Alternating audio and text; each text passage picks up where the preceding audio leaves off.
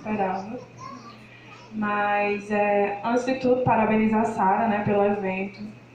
Parabenizar os alunos que deram um show, né, durante esses 3 dias. Muito esforço e dedicação. E falar um pouquinho sobre o modernismo é um pouco complicado diante de um cenário tão sem leitura em que vivemos, né?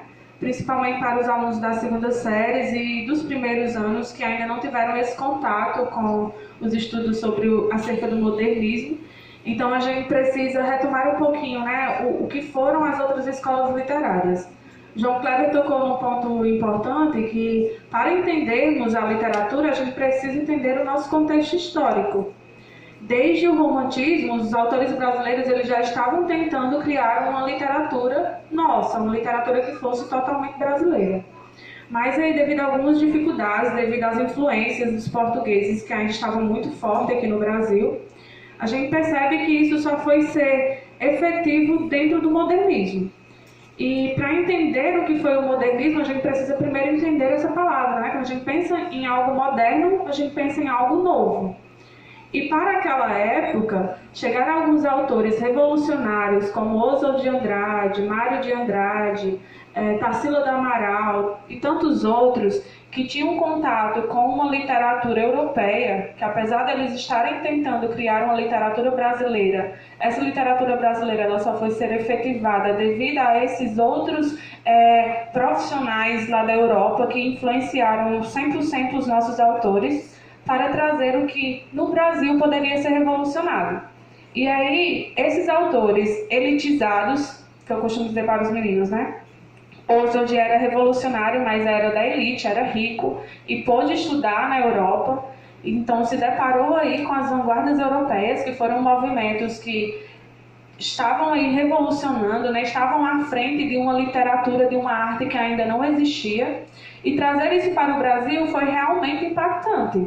Nossa literatura que estava aí diante de vários retrocessos advindos da Europa, advindos de Portugal, fazer com que a nossa literatura se modificasse, tivesse aí uma forma mais brasileira de ser mostrada, realmente impactava aí toda a nossa sociedade tradicionalista da época.